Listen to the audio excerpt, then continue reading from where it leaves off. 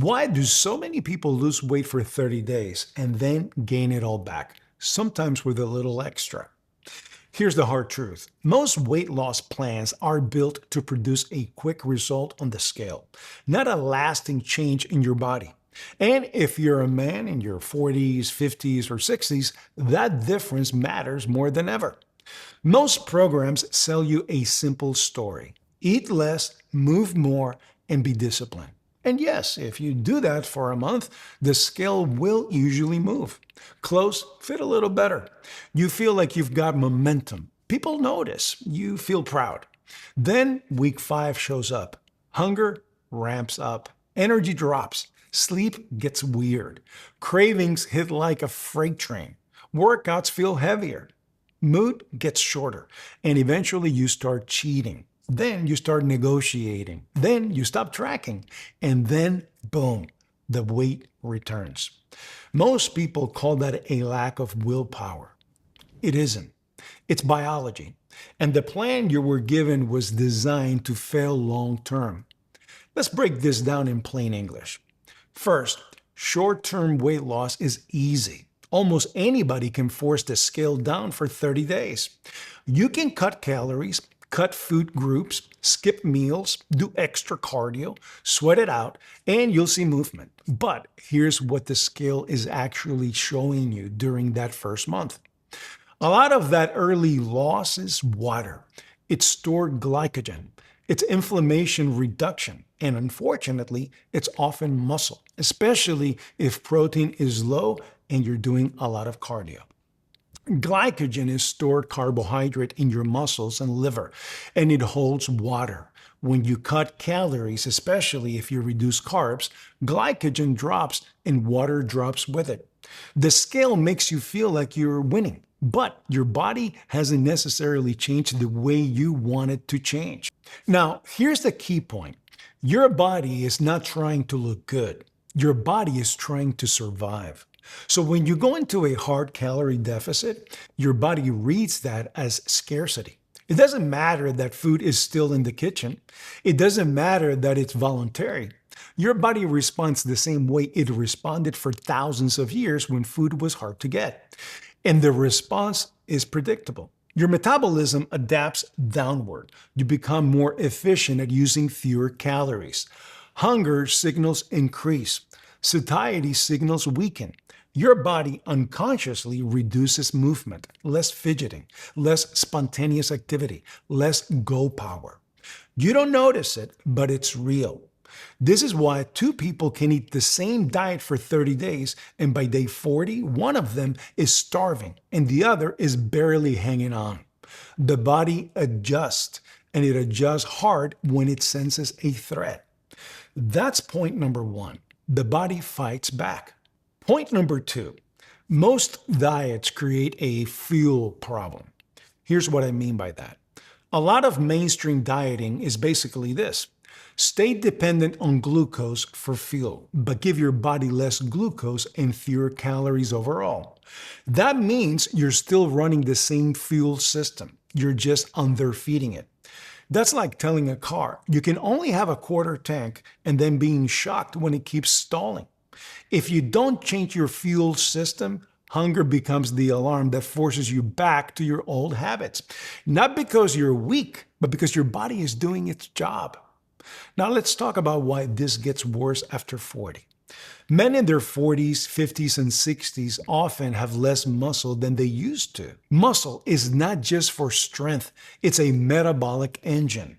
It helps you dispose of glucose. It improves insulin sensitivity.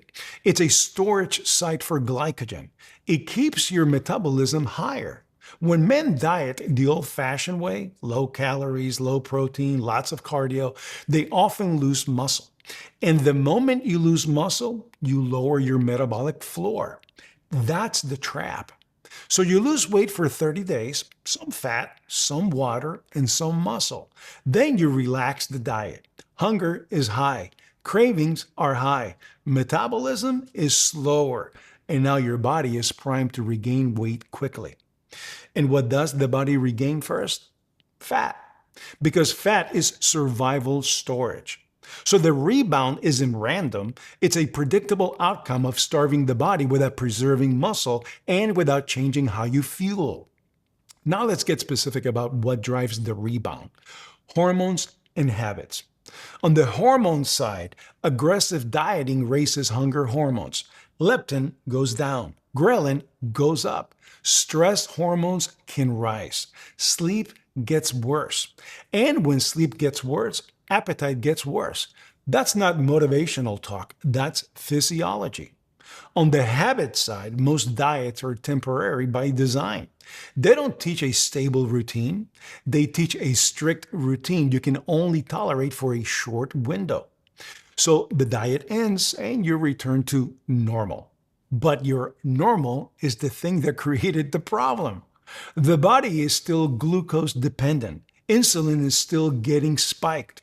Hunger is still driving decisions, and now your body is more efficient at storing energy. In other words, fat. That's why people regain weight fast. Now, here's the part most people don't want to hear. Losing weight isn't the same as losing fat. A lot of people can lose weight, it's just reducing the stuff on the scale.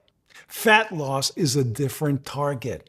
Fat loss requires the body to have access to stored fat as fuel consistently. And that brings us to the real solution: metabolic change, not temporary restriction. If you want to stop the 30-day boomerang, you have to change the fuel system. That means two priorities, and I'm going to keep this simple. Priority number one: preserve and build muscle. For men 40 to 60, muscle is currency. It's strength, it's metabolism, it's blood sugar control, it's mobility, it's independence later in life. You do not want to lose it. So any plan that doesn't emphasize protein and resistance training is setting you up for a rebound. If you lose weight but you lose muscle, you may look smaller for a moment, but your long-term engine is weaker. That's not a win. Priority number two: stabilize insulin so fat burning can stay available. When insulin is high all day, fat burning stays locked. When insulin is controlled, the body can switch fuels more easily. This is why some people feel free on a low carb or ketogenic approach. It's not magic. It's that hunger becomes manageable and energy becomes stable because the body can access stored fat. But here's the important part: you don't have to be perfect. You don't have to live on lettuce. You don't have to suffer. You need a structure you can live with. So instead of a 30-day sprint, you build a routine. You eat enough protein every day. You eat real food most of the time.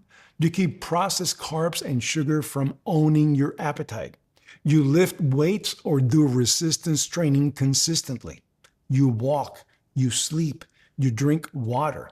You keep things boring and repeatable. That's how adults actually win. Repetition, not drama. Now, let me explain the 30 days illusion one more way, because this is the light bulb moment. Most people do a hard diet for 30 days. They prove they can suffer. They prove they can say no. They prove they can push through hunger. Then they go right back to the same environment that made them overweight in the first place, because they never changed the environment inside the body. So the body says, great, scarcity is over, let's store. And that's why the rebound is often faster than the loss. The body is trying to protect you from another shortage, a famine. If you want to break the cycle, you have to stop threatening the body and start training it. You train it to run on fat and protein. You train it to be satisfied on fewer meals if that fits you. You train it to maintain muscle. You train it to expect consistency. And when the body trusts the routine, it stops screaming at you. That's when weight loss becomes calm, predictable, sustainable. So let's answer the question directly. Why do people lose weight for 30 days, then gain it all back? Because most plans force the scale down without fixing the fuel system, without protecting muscle, and without creating a routine that can be maintained. The body adapts, the hormones push back, and the moment the restriction ends, the body rebounds into fat storage. That's not failure. That's the predictable result of a temporary strategy. If you want a different outcome, you need a different strategy. Preserve muscle, control insulin, and build a routine you can repeat for months, not days. In the next video, we're going to talk about what the body actually prefers to run on. Why so many people feel better when they stop living on constant carbs, and how to set up your meals so hunger isn't running your life. Because the goal isn't to diet. The goal is to build a body that doesn't fight you. Thanks so much for watching. Hit the like button, subscribe to the channel, and I'll see you on the next video.